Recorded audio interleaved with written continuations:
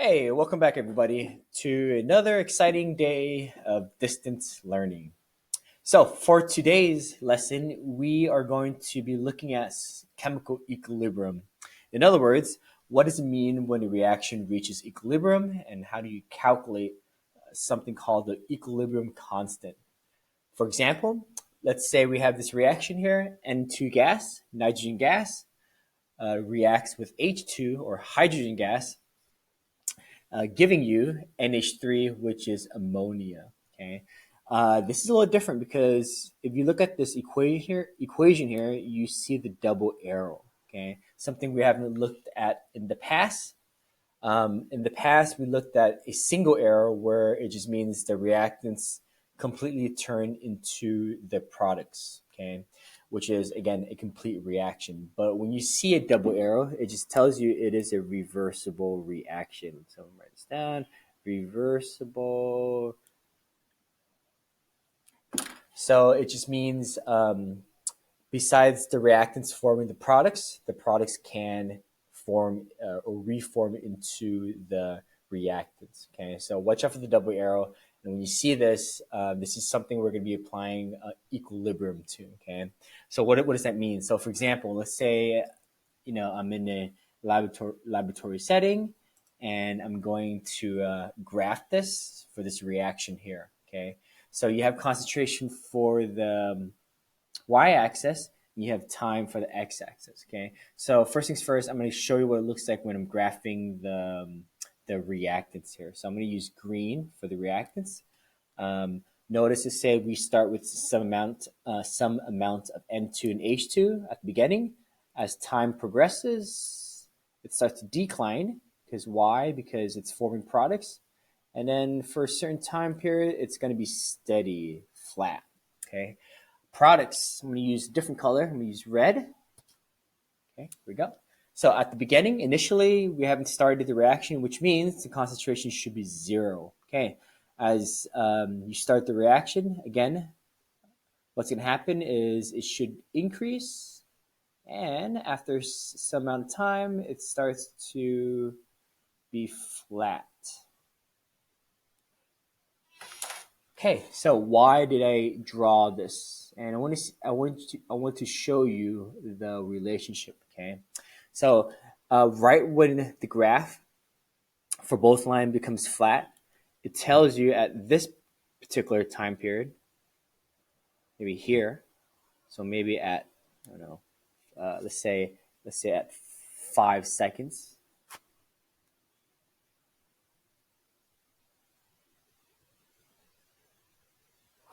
The concentration for both the reactants and the products doesn't change anymore. So it tells you after 5 seconds, that's when the reaction has reached equilibrium. Okay. So again, what is equilibrium? It just means when the concentration of the reactants and products remain constant with time. Okay. Depending on the reaction, some could be fairly quickly within a milliseconds. It has reached equilibrium, or it might take hours or days and so on. Okay. In other words, also when it has reached equilibrium, it just means that also the opposing reactions proceed at equal rates. So in other words, the forward rate and the backward rates are going to be the same once it reaches equilibrium. Okay. Lastly, now how do we tell once a reaction has reached equilibrium? Are there going to be more products or more reactants at the end? And this is something we're going to be calculating next, called your equilibrium constant. Okay, it's a value that tells us maybe at the end there could be the same amount of products or reactants, or there could be more products or more reactants. Okay, so your equilibrium constant, that's KEQ. That's the symbol for that. EQ is your subscript, okay, capital K. There are two types of equilibrium constant. There's something called your Kc and Kp. So I'm going to be more specific. So generally, Kc and Kp are the same for Kq. But for Kc, it applies. Oops. For concentration, so when we're dealing with concentration for reaction, I'm going to use Kc, okay? And then for Kp, I think you could probably guessed it. When we're dealing with pressure for the gas molecules, we'll use Kp, okay? All right, let's take a look at this reaction here. All right, so you have SO2, 2 moles of SO2 plus oxygen, O2. Again, watch out for the double arrow. It just means this reaction will go to equilibrium, okay? Yields 2SO3, which is sulfur trioxide, okay? Okay, so let's say at equilibrium, you're given the concentration for each one. Here it is for SO3, O2, and SO2, okay? And now you have to calculate the chemical equilibrium for this reaction. Notice I use Kc because, again, we're dealing with concentration, which is molar or molarity, okay? So how do we calculate this? And then with that, how do we determine if there's more products, more reactants, or the same amounts at the end, okay? So the setup is straightforward. It's going to be your constant equal to, okay, just make sure you remember products on top, and of course set your reactants at the bottom, okay? So my products on the right side, SO3. So I'm going to put in brackets, which represents concentration.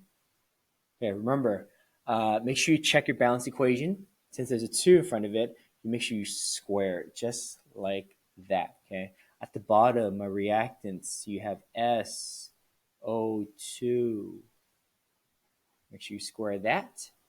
If it's 3 for the number of moles, you cube it. If it's 4 to the power of 4, if it's 1, well, you just leave it as it is, okay? Times. Every time you have more than one substance on either for the reactants or the products, make sure you multiply it. We don't add it, okay? Concentration of O2. Okay. Another thing you have to watch out for is the phase notations. I'm going to get into that more later on, okay? Okay, next, since we're given the concentration at equilibrium, so again, we can just plug in that into our expression over here, okay? So I'm going to put at the bottom, go, set it equal, okay, SO3, so 0.0101, make sure you square that, over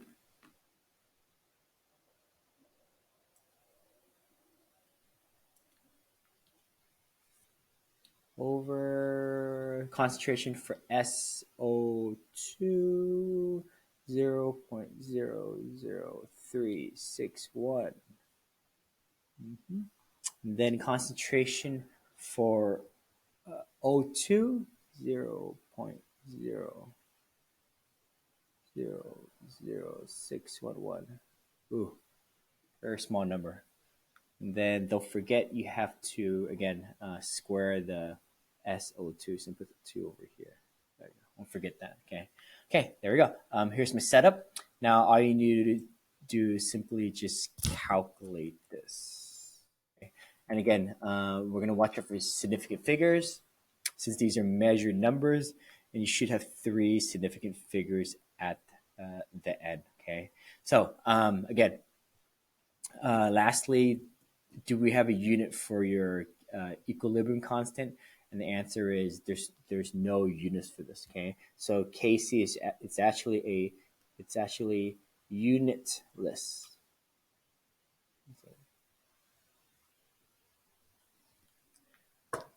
Oh, yeah. So just take your calculator and then make sure you punch it in correctly.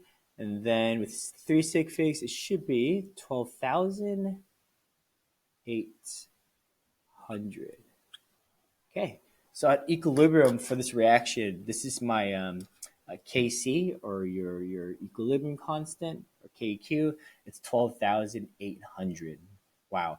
So what does that mean? Here's a little summary for you at the end. Okay, every time you Kq or Kc, Kp is greater than 1, it just means the equilibrium favors products, and the reaction goes to completion. In other words, you're going to have more products at the end. So to favor something, there's more products at the end or more reactants at the end. Okay. So for this specific example up here, you have 12,800 greater than 1, much, much greater. So it's going to favor, or you have more products. That's kind of messy. It's hard writing on this computer. Okay. Lastly, if it's less than 1, so that's possible, like 0.00000054, etc., and so on, it's going to favor the reactants. So which means at equilibrium you have less reactants.